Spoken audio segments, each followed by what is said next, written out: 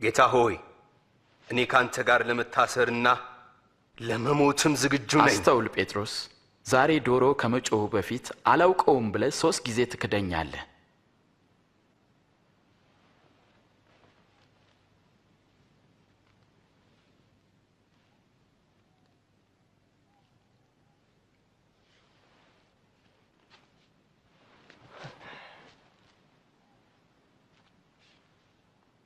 ያለ ከረጢትና ጫማ ስልካችሁ አታችሁ ተቸገራችሁ? በፍጹም ምንም ነገር። አሁን ግን ኮረጆም ሆነ ከረጢት ያለው ንብረቱን በእጁ ያዝ፣ በመታጠቂያውም ሰይፍ የሌለው ልብሱን ሸጦ ይግዛ። ከአመፀኞች ጋር በአንድነት ተቆጠረ ተብሎ በቃሉ የተጻፈውም በእኔ ይፈጸም ዘንድ ተቃርበዋል። ተመልከት፣ ይኸው 2 ሰይፎች።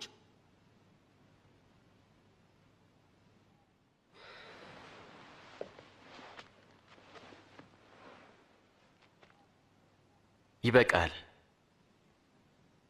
የካህናት አለቆችም ኢየሱስን እንዴት ማጥፋት እንደሚችሉ ተማከሩ። ከ12ቱ አንዱ በሆነው በአስቆሮቱ ይሁዳ ውስጥ ሰይጣን ገባበት።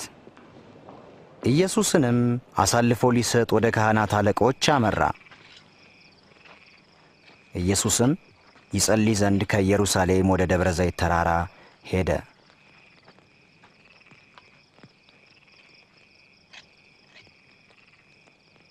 ወደ ፈተና እንዳትገቡ ትጉና ጸልዩ።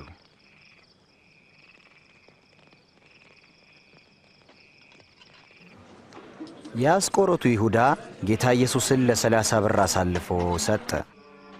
ኢየሱስም ስለ ዓለም ልጆች ኃጢአት ነፍሱን የሚሰጥበት ሰዓት እንደደረሰ አውቆ ይጸልይ ነበር።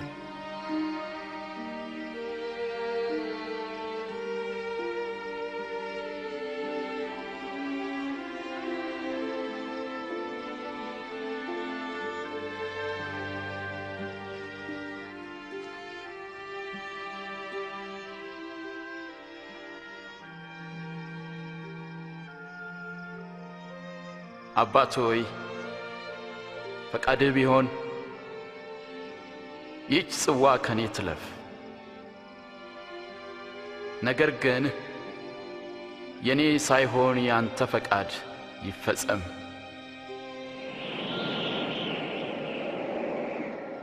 ከሰማይም መጥቶ የሚያበረታው መልአክ ታየው። አጽንቶም በጣር ሲጸልይ ወዙም በምድር ላይ እንደሚወርድ እንደ ደም ነጠብጣብ ነበረ።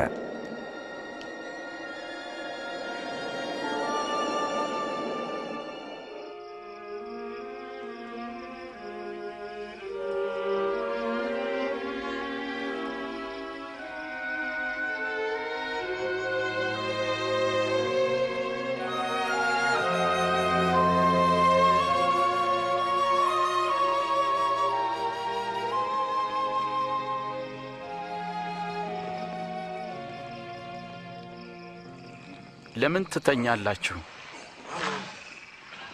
ንቁ፣ ወደ ፈተና እንዳትገቡ ትጉና ጸልዩ።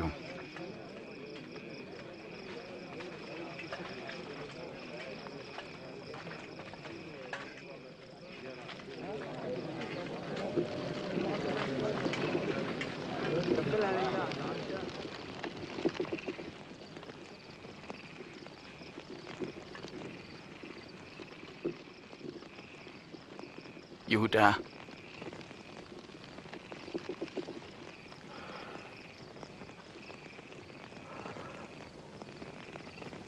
የሰው ልጅ በመሳም አሳልፈህ ትሰጣለህን? ጌታ ሆይ በሰይፍ እንምታቸውን?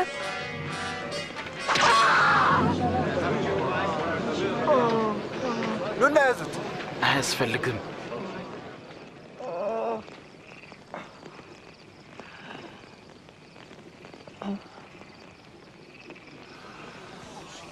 ተአምር ነው።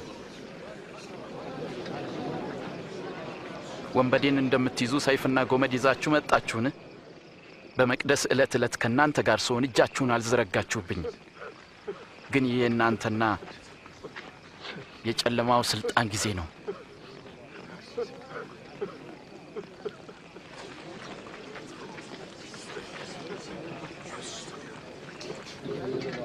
ክሰረው።